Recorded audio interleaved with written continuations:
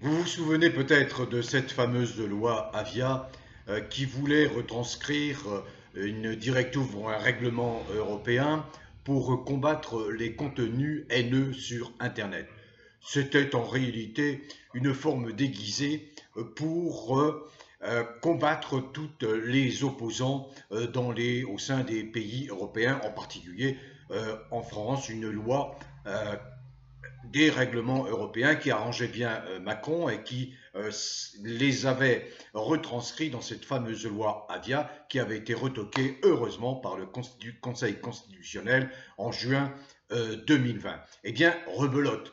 Macron va remettre ça.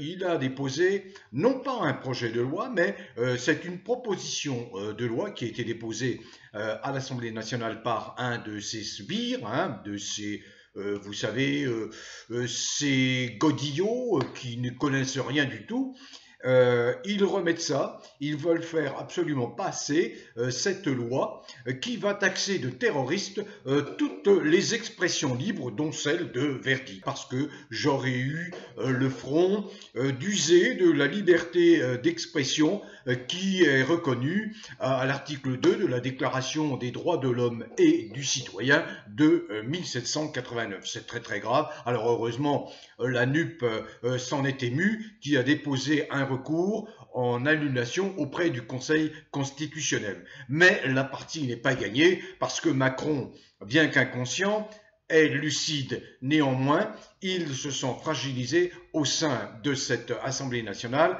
et il veut contrer toutes les paroles qui seront contraires à sa grandeur.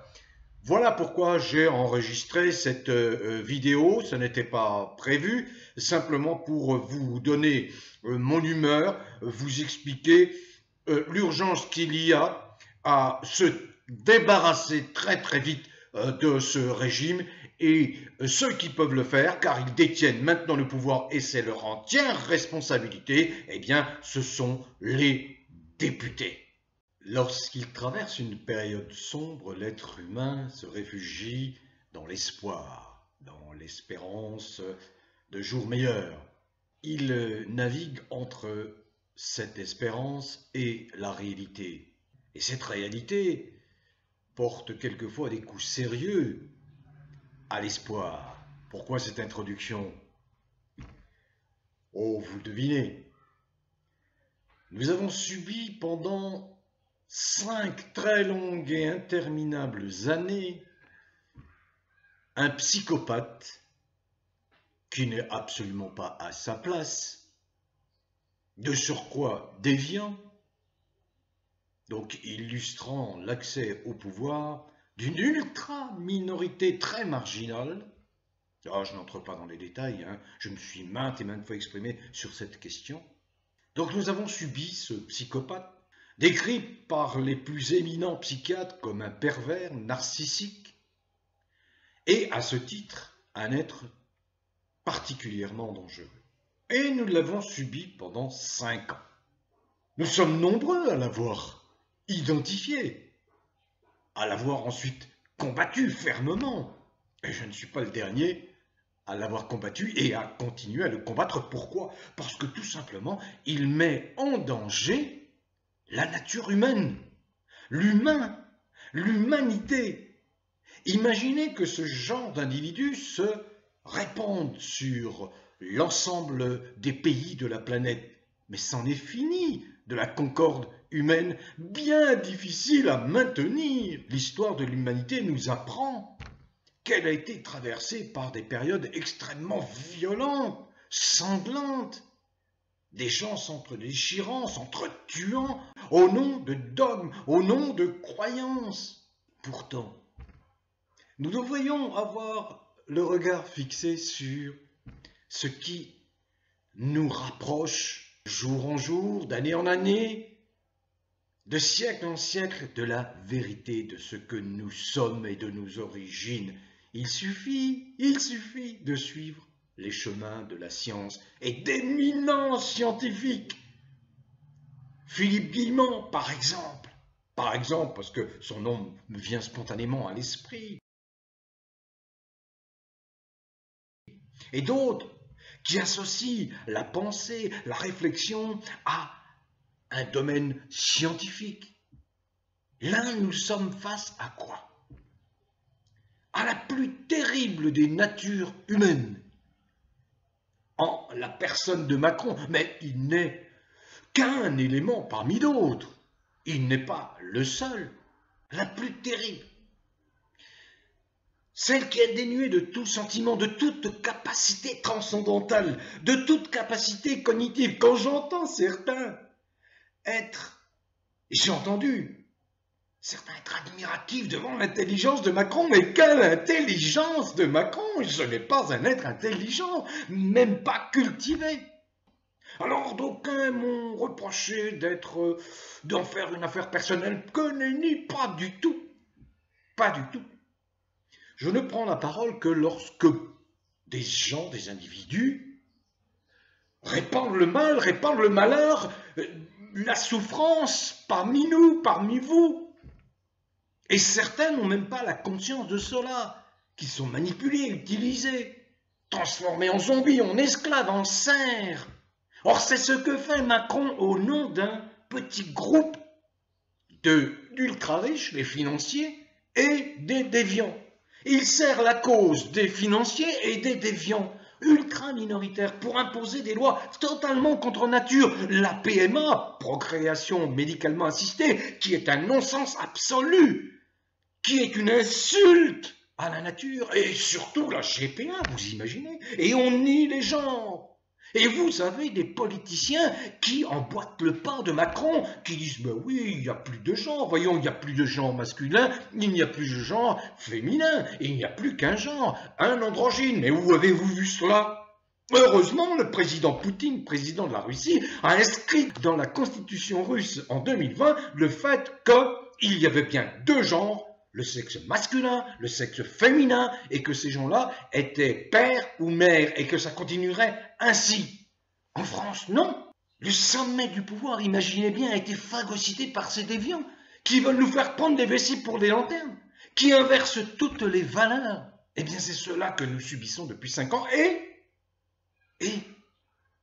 mais là, le ciel m'est tombé sur la tête. Ce type-là se trouve à nouveau président de la République française par un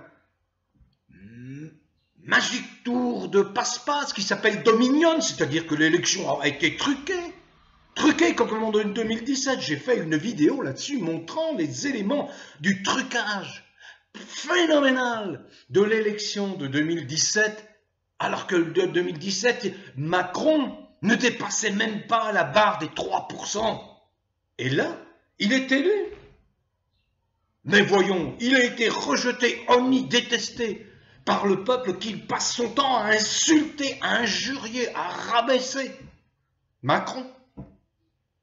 Voyez le sort qui lui a été réservé en Afrique. Les Africains le détestent. Ils se marrent, ils connaissent les orientations du personnage, ils connaissent son mode de vie, qui heurte de plein fouet le mode de vie des Africains, la culture africaine, où on témoigne le plus grand respect aux anciens.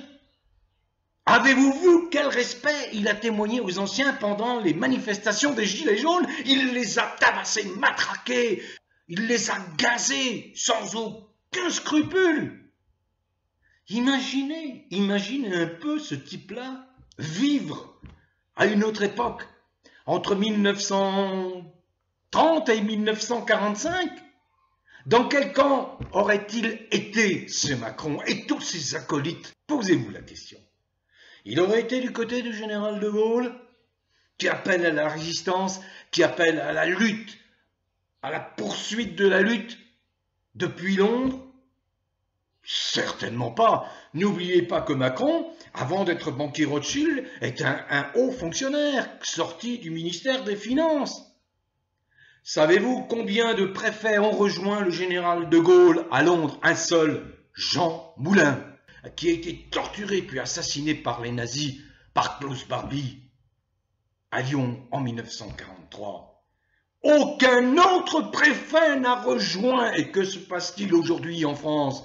Que font les hauts fonctionnaires qui sont parfaitement au courant de la façon dont l'État est utilisé, instrumentalisé, comme si c'était sa propriété à lui et au cabinet qu'il sert, au cabinet qui servent les intérêts des États-Unis qui sont en grande difficulté sur un plan géopolitique face à l'agglomérat des BRICS, la Chine, la Russie, l'Inde, l'Afrique du Sud, le Brésil et d'autres qui vont rejoindre les BRICS pour opposer un autre mode de vie, une autre forme de pensée, une autre culture à ce groupe occidental belliciste, belliqueux qui veut une troisième guerre mondiale, mais qui ne pourra être cette troisième guerre mondiale que nucléaire et catastrophique et destructrice à l'échelle de la planète. Et nous avons la malchance d'avoir à la tête du pays un type qui a été porté là par le trucage de l'élection, éhonté, scandaleux, et un type qui est accepté par qui? Par une partie des Français lobotomisés, décérébrés.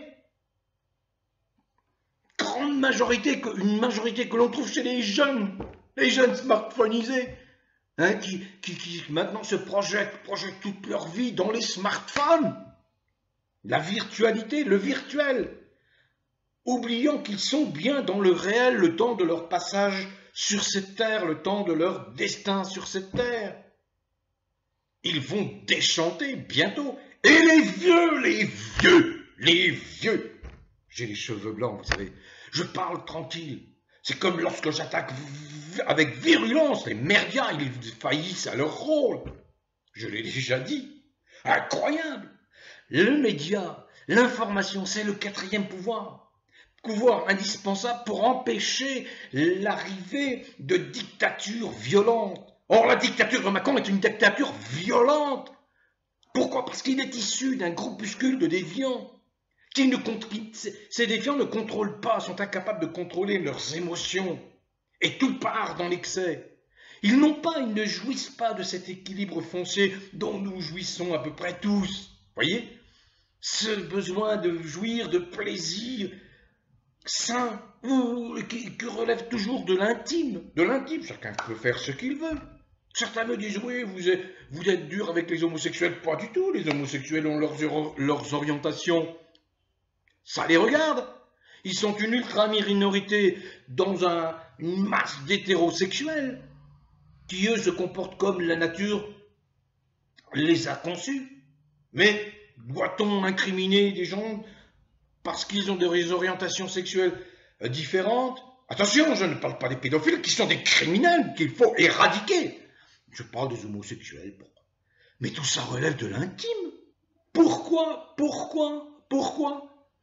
mettre dans des textes de loi des mots qui sont supposés défendre une orientation sexuelle? Qu'est-ce que la sexualité a à voir avec la politique?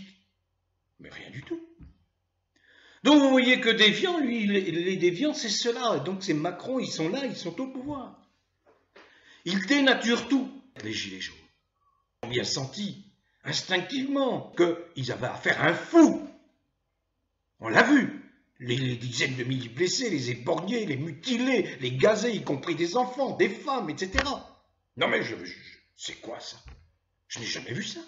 Eh bien, il se trouve des gens, comme sous l'occupation nazie en France et partout en Europe, des gens qui collaborent avec le diable, qui coopèrent avec le diable, et qui jouissent du malheur qu'ils provoquent chez les autres.